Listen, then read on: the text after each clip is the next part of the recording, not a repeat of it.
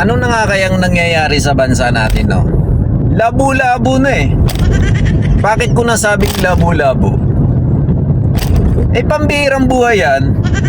Pagkatapos magsalita ni Claire Castro yesterday, sinabi niya sa kanyang statement, malinaw na sinabi niya na sapat ang supply ng kurudo o langis sa bansa natin.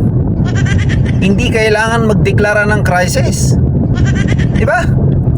Pero ang tingin ng ilang mga senador tsaka ng ilang mga congressman ay kinakailangan ng mag-declare ng state of emergency. Minsan napapatawa na lang ako, mga boss, no? May mga ilan din sa mga nagko-comment sa akin, mga basher, na wala na, lutang talaga eh. Kumbaga nagsasalita na lang na parang hangin, di ba? Ang nakakaya doon, ikaw yung tagapagsalita ng Malacanang, pero hindi mo kaya patunayan. Para baga nagsalita ka ng hangin eh.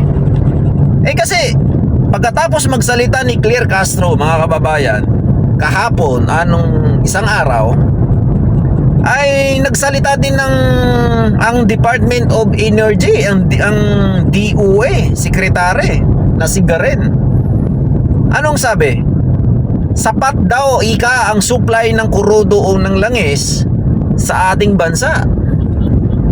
Wala pang nakikita yung gobyerno ng krisis.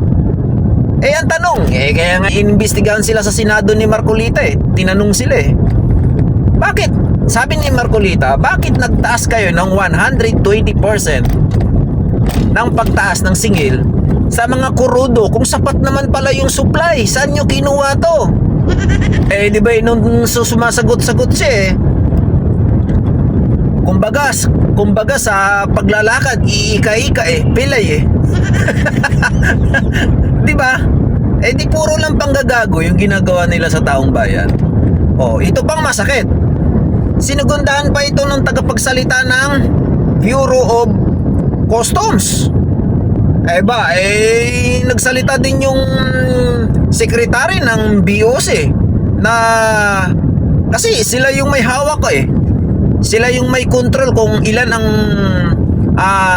metric tons na pumapasok dito sa bansa na langis. Kasi dumadaan sa kanila yan. Diba? Nakikita nila at meron silang record.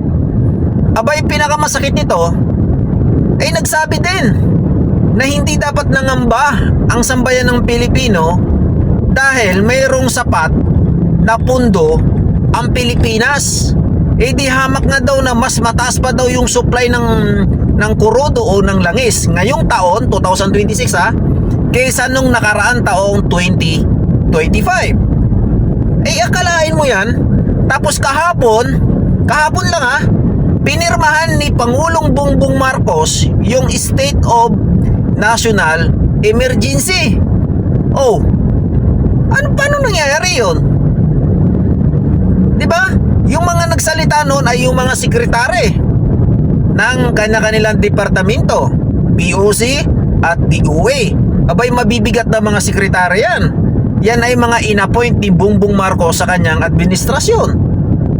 Oh, bakit nga sila nakapagsalita ng gano'n na sapat ang supply tapos ngayon pinirmahan yung State of Emergency ni BBM? Oh, saan nga ba talaga tayo pupunta dyan? Bakit? Sino nga ba talagang paniniwalaan natin? Ay, walang iyang buhay to. O, kayo na mag-isip mga kababayan. Doon sa mga loyalista ni BBM, yung mga supporters niya, sige nga, sino ang paniniwalaan nyo sa kanila? Si Claire Castro? Yung tagapagsalita ng sekretary ng Department of Energy o DOE? O itong Bureau of Customs? Eh sila lahat eh, nagsasabi. Ay tapos kinontra ni BBM, pinirma nyo. Putang ina, naluko na. Ay niluluko nyo na kami. Hindi na yan makatao ang ginagawa nyo. Kumbaga, sa mga ginagawa nyo ay pambubudol na yan. Kaya kayo mga loyalista, wag na kayo magpabudol, di ba? Oh. Eh laking pasalamat nga ng presidente nyo eh. Natakpan na yung natakpan na yung issue. Ano ba yung iskandal? Yung corruption sa DPWS na milyon-milyon o trilyon ang ninakaw na mali-malitang pera na ngayon ay natakpan ng issue ng pagtaas ng kurudo at diesel. O, di ba? Kaya nga, halos tuwang-tuwa si BBM dyan. Baka hindi nyo alam. Wala na yung issue. Wala pang napakulong. 2026. Oh my God. Oh, come on. Ano nangyayari sa ating gobyerno? Sana naman, yung mga mambabatas natin, kumilos na. Ang linaw nga, kahapon. Nagsalita si Gatchalian, nagsalita sila Loren Ligarda, nagsalita yung ilan ng mga congressman. Abay, hindi na ito biro. Abay, kailangan na talaga.